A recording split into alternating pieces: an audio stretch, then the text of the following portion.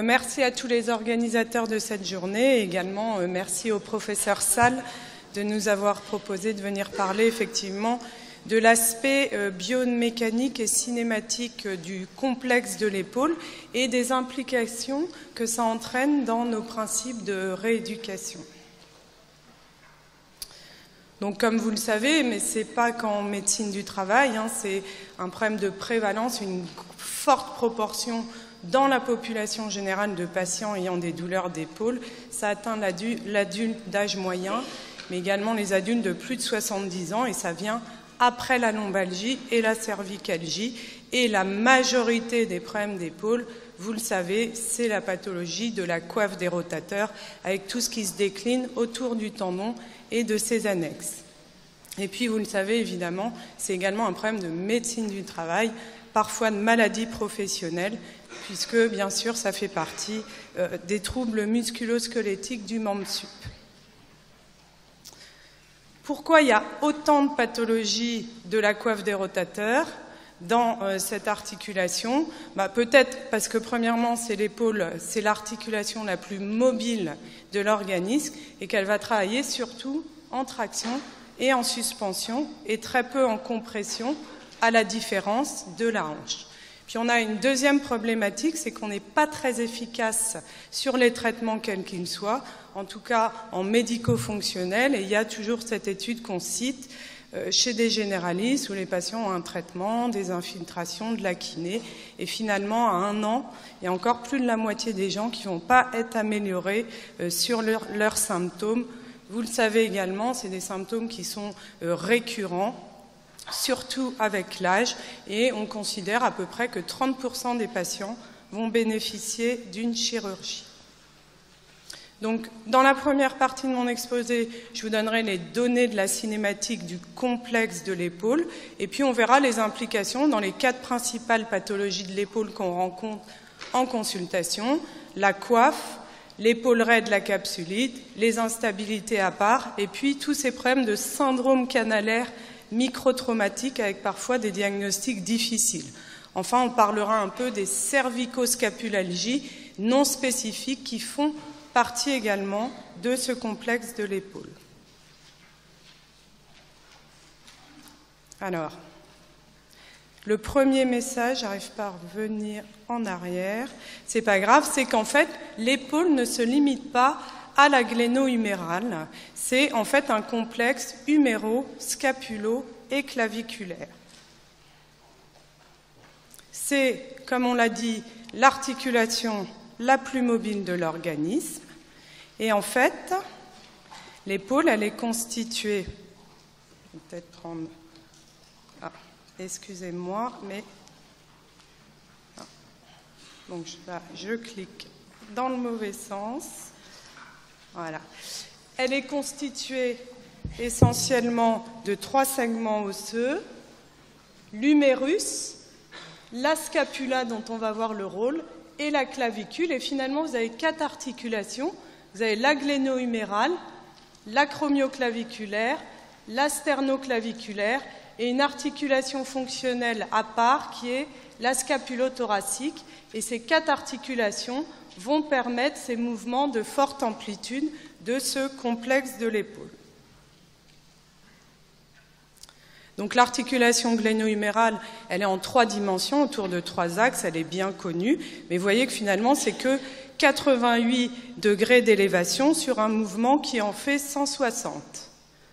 Donc en fait, qu'est-ce qui se passe? C'est quand on fait un mouvement d'élévation du bras, vous voyez en jaune, il y a effectivement une partie du mouvement qui va se faire dans la gléno-humérale, mais si vous voulez obtenir un mouvement complet, vous avez en rouge la participation active de la scapulothoracique et puis probablement également aussi du rachis dans ces mouvements d'élévation globaux du membre supérieur. Donc cette articulation scapulothoracique, elle participe au mouvement d'élévation du bras. Elle est particulière, c'est une cicarthrose, elle n'a pas de cartilage et en fait c'est une interface entre des muscles et des plans cellulo-graisseux. Donc ça a été décrit depuis des années sous le terme de rythme scapulo-huméral. Donc quand vous faites un mouvement d'élévation, quel que soit son plan, vous avez une sonnette latérale, une rotation latérale de la scapula qui accompagne les mouvements d'élévation du bras. Et cette participation, elle n'est pas négligeable parce qu'elle a été quantifiée à environ 30 à 40% des mouvements d'élévation globaux. Le but probable, c'est d'obtenir en permanence, même dans l'élévation, un alignement parfait de la tête humérale dans la glaine de la scapula pour justement diminuer les contraintes sur la coiffe des rotateurs. Donc si vous prenez un modèle expérimental, là vous avez un patient, je ne sais pas si mon film va marcher, j'ai du mal, la souris elle n'est pas... Voilà, un modèle expérimental, c'est un patient qui a une paralysie du trapèze, donc des muscles actifs qui commandent la scapula. Eh bien, vous avez des gros défauts d'élévation parce qu'il n'y a plus de participation de la scapula. Le patient rétracte plus sa scapula et donc il a des niveaux d'élévation actifs très limités. Donc on est passé de ce rythme en 2 dimensions, sonnette latérale de la scapula, et on s'est aperçu dans les études cinématiques, en plus, cette scapula, elle bougeait autour de 3 axes, ce qui va nous intéresser grâce à des outils de mesure qui sont applicables en recherche clinique avec des capteurs de position qui peuvent être magnétiques, tels que celui qu'on utilise ou optoélectroniques, et qui ont permis de montrer que la scapula, elle bougeait selon 3 axes, elle fait un mouvement de protraction-rétraction. Ça, vous le savez, rotation latérale, rotation médiale. Et également, elle fait un tilt, elle bascule en avant et elle bascule en arrière. Et on va voir que cette position de la scapula peut être expliquer certains conflits sous-acromiaux. Les dernières études cinématiques ont montré qu'en plus de ces mouvements en 3 dimensions de l'omoplate donc tournait autour de 3 axes et faisait des mouvements de translation latérale, antérieure et supérieure, ce qui permet d'aboutir à ce mouvement complexe que vous voyez en haut à droite sur le thorax et donc une grande amplitude de mouvement.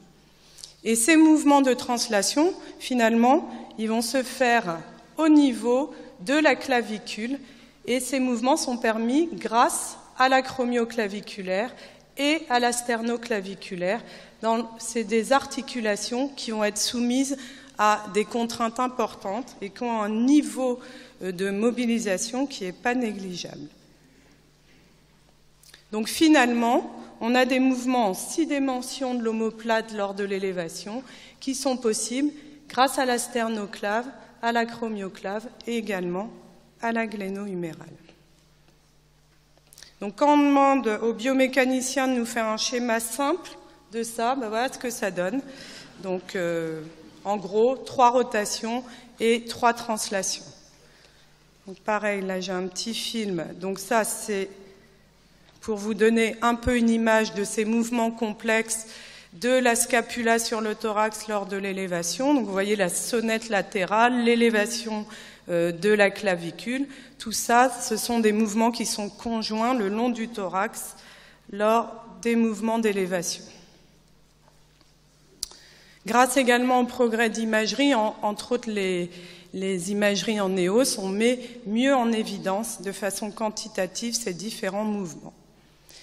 Vous me diriez, pour faire ces mouvements en 6 dimensions, on a besoin d'une forte puissance motrice.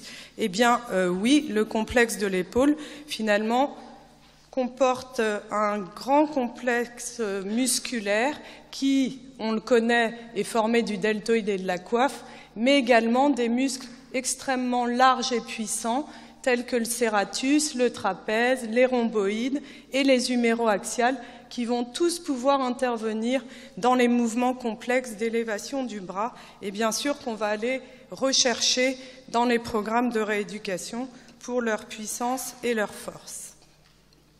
Le rôle du deltoïde a été souligné entre autres par les travaux d'Olivier Gagé, très important dans les mouvements d'élévation en co-contraction avec la coiffe, le rôle de la coiffe on le connaît tous, avec un aspect souligné sur la fonction de l'infraépineux sur la rotation externe, très important.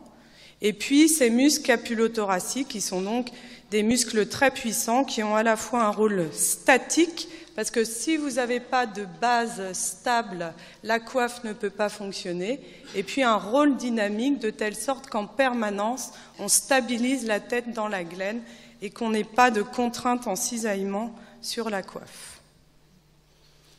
Plus récemment également a été mis en évidence le rôle du tronc et des membres inférieurs qui vont produire une partie de la puissance comme une base solide, stable de soutien, qui va être utilisée par le bras, qui utilise l'énergie du tronc et des membres inférieurs dans cette chaîne cinétique qui sont les mouvements du membre supérieur. Et vous comprenez bien qu'un défaut dans la chaîne va pouvoir retentir sur la tâche. Donc c'est cette notion de chaîne cinématique fonctionnelle. On va essayer de transférer l'énergie cinématique tout au long de la chaîne. C'était valable dans les pathologies du rachis et on l'applique plus aux membres supérieurs.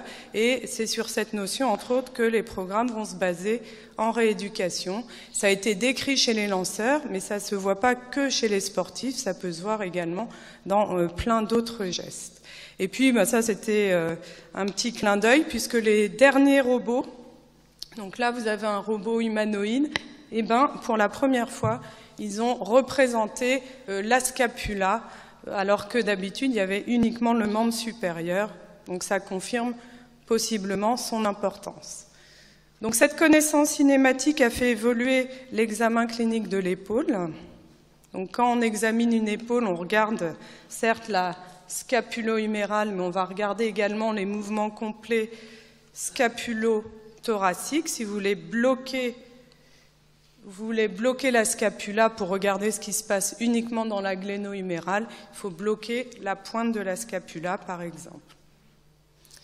Donc est apparue cette notion de dyskinésie scapulaire. Quand vous examinez un patient qui a un problème d'épaule, on regarde toujours comment se passe le mouvement de la scapula, et toute anomalie de mouvement de la scapula est cotée comme une dyskinésie scapulaire. Vous pouvez également regarder la position des scapulas sur le thorax, tout simplement la posture. On voit bien qu'un patient qui va être en kyphose ou grosse déformation rachidienne aura une moins bonne position de l'omoplate avec toutes les répercussions que ça va entraîner. Donc là, évidemment, c'est un exemple caractéristique. Donc à l'examen clinique, on regarde également les patients de dos pour rechercher toute anomalie de mouvement de la scapula. Alors, certains ont décrit un test où on mesure la distance entre la pointe de la scapula et le rachis et on regarde s'il y a une asymétrie. Et puis, importance de ces autres articulations du complexe de l'épaule, l'acromioclaviculaire et la sternoclaviculaire. Enfin, un testing, bien sûr, ça n'empêche pas le testing habituel de la coiffe, mais il faut également regarder le trapèze et le serratus. Donc dans la deuxième partie, on va voir les implications cliniques dans les principales pathologies spécifiques de l'épaule et on dira un mot des pathologies non spécifiques de l'épaule. Donc nous, on a l'habitude en consultation de considérer qu'il y a 4 grands groupes. Il y a l'épaule douloureuse simple, non enraidie, et c'est les pathologies de la coiffe des rotateurs. Et puis attention, dès que l'épaule est enraidie, on n'est plus a priori dans la pathologie de la coiffe, on va rechercher une capsulite. Le troisième tableau clinique, quand on voit un patient douloureux chronique de l'épaule, c'est rechercher une instabilité. Donc bien sûr, il y a les instabilités post-traumatiques, mais on verra qu'il y a aussi des instabilités liées à une mauvaise position de la scapula. Et enfin, épaule douloureuse chronique, on ne comprend pas le diagnostic, on va chercher des syndromes canalaires. Même s'ils sont rares, ils vont se voir chez des patients justement qui font des mouvements répétitifs. Donc la tendinopathie de la coiffe, vous la connaissez, c'est le tableau principal comprenant les tendons et leurs annexes, c'est la majorité des patients. Ce qui est difficile, c'est de comprendre l'origine de cette prévalence des pathologies de la coiffe. Donc classiquement, on reconnaît 2 origines. L'origine intrinsèque, vous le savez, avec le temps, il y a un vieillissement des tendons. inéluctable qui augmente avec l'âge, et celui-ci va être aggravé par les sollicitations excessives que vous connaissez très bien, professionnelles ou loisirs. On a des facteurs personnels médicaux qui sont des facteurs aggravants des pathologies de coiffe qui ont été identifiés, le diabète, les corticoïdes. Donc ça, c'est l'origine intrinsèque des pathologies de la coiffe. On a également des origines extrinsèques, celles décrites par NIR, des facteurs anatomiques avec une anomalie architecturale de l'arche. Et puis, plus récemment, ont été décrits des facteurs biomécaniques avec des mauvais positionnements de la scapula, par exemple, qui peuvent aggraver ces pathologies de la coiffe. Donc, je ne reviens pas sur les facteurs de risque que vous connaissez, mais c'est intéressant de voir dans les études de médecine du travail. Bien sûr, il y a les facteurs liés aux efforts, mais il y a également les anomalies de posture ou les défauts de musculature qu'on va essayer de corriger comme étiologie, ceux liés au contexte et professionnel, et puis l'origine extrinsèque, souvent qui amène à une intervention chirurgicale liée à des facteurs anatomiques, tel que ça a été décrit par NIR. Donc moi, j'insisterai plus sur ce facteur biomécanique de dyskinésie scapulaire. Donc, il y a des études qui ont montré qu'en fait, dans les pathologies de la coiffe, les patients avaient tendance à avoir, du fait de leur posture, un tilt postérieur diminué avec un aspect en tilt antérieur de l'acromion et plus de protraction qui pouvait entraîner une diminution de l'espace sous-acromial. Donc les causes de ces dyskinésies scapulaires, elles sont nombreuses, elles sont en train d'être recherchées.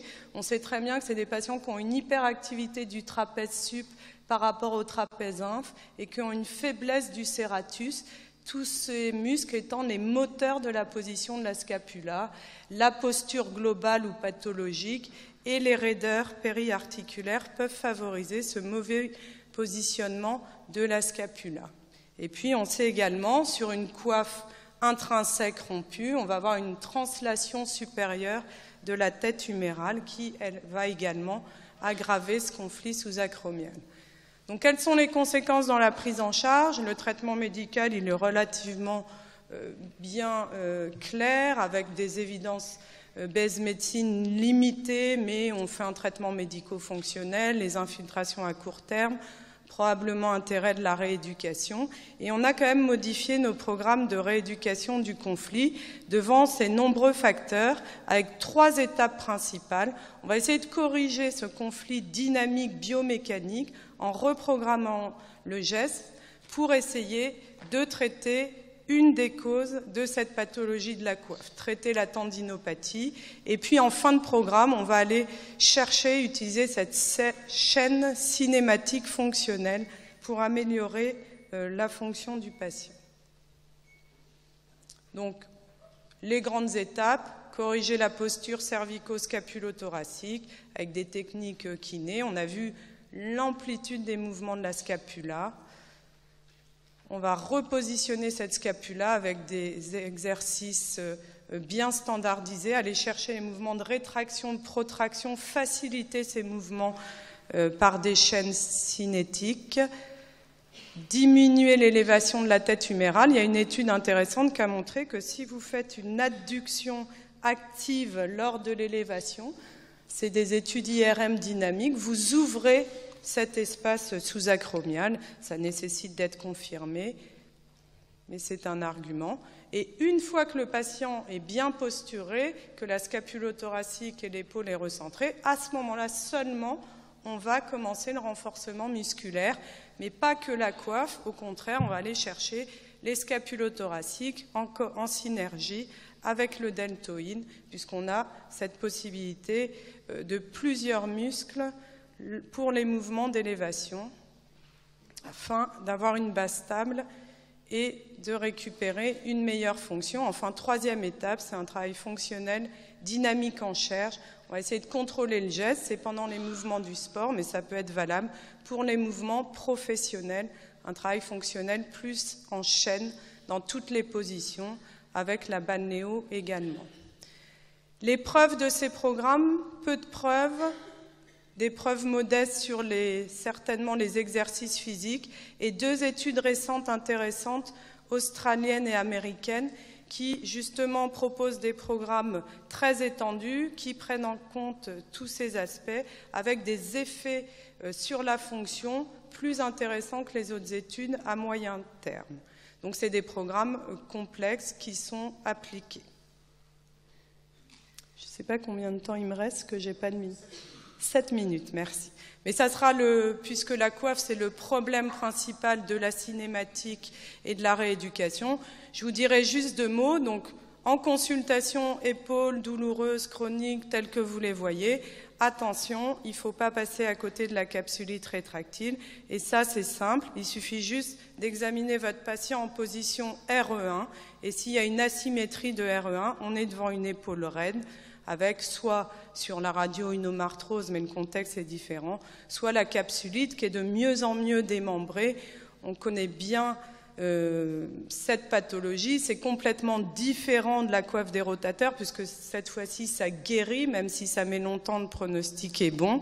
Et puis on sait précisément de quoi il s'agit, on sait que maintenant il y a une véritable fibrose des nodules sur le ligament coraco-huméral dans l'intervalle des rotateurs, qui est parfaitement mis en évidence avec les IRM injectés et qui permet, sur ces épaules douloureuses chroniques, de faire le diagnostic.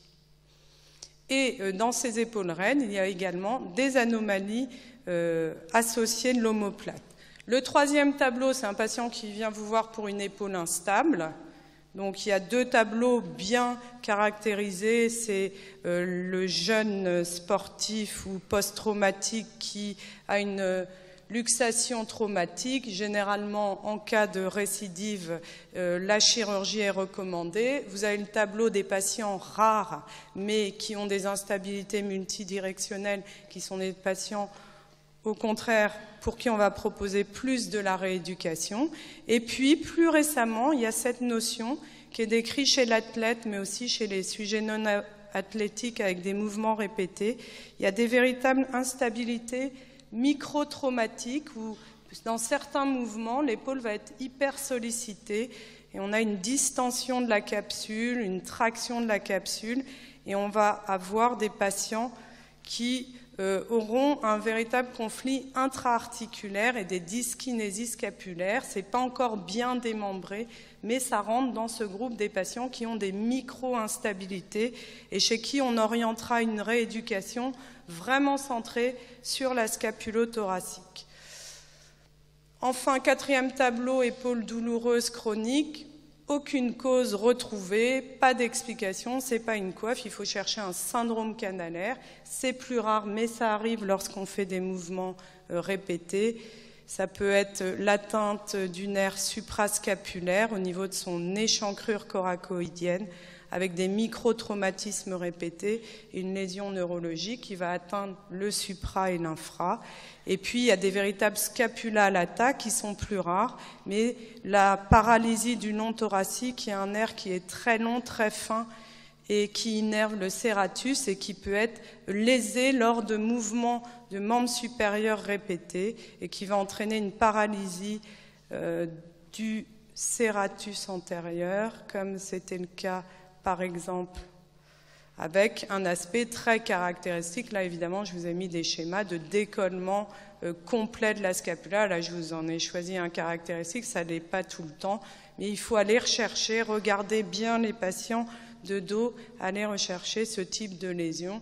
Et enfin, quand vraiment on n'a pas d'explication, on peut évoquer un syndrome de la traversée.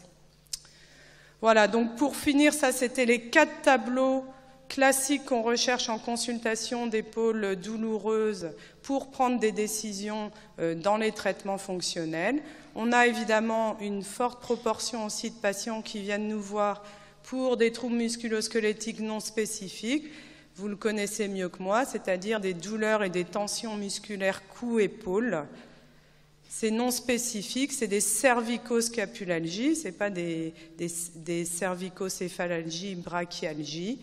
Et donc, en fait, ça comprend toutes les douleurs liées au trapèze, des trapézalgies ou des douleurs de l'élévateur de la scapula. Et ce sont des cervicoscapulalgies. On connaît mieux maintenant le rôle cinématique de ces muscles.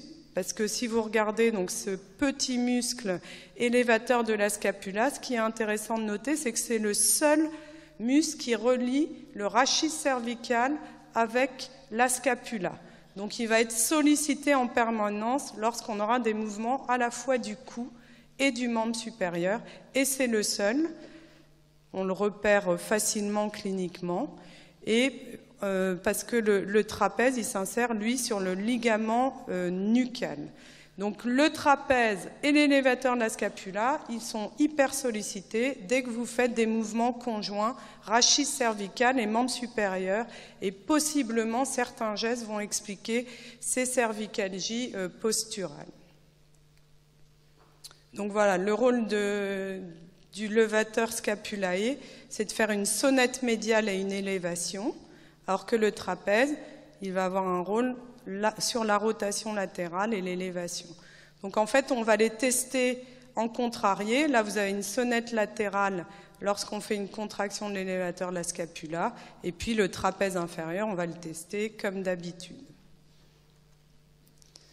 Voilà, on propose le même type de rééducation quand on a des cervicalgies posturales, à savoir rééduquer le tronc, les membres inférieurs, les muscles scapulothoraciques, travailler sur la posture avec des évidences base médecine très faibles, très modestes. Il y a une étude intéressante qui est faite chez des office workers. Ils ont fait un programme de rééducation sur ces cervicoscapulalgies avec des résultats intéressants. Donc pour conclure, les facteurs biomécaniques font partie des facteurs pouvant expliquer ces causes très fréquentes de douleurs de l'épaule et du cou. Il faut rechercher, en plus de ce qu'on regarde habituellement, des anomalies de position du complexe scapulothoracique, et c'est la base des programmes de rééducation. Et bien sûr, ça nécessite d'être confirmé et par d'autres études. Je vous remercie.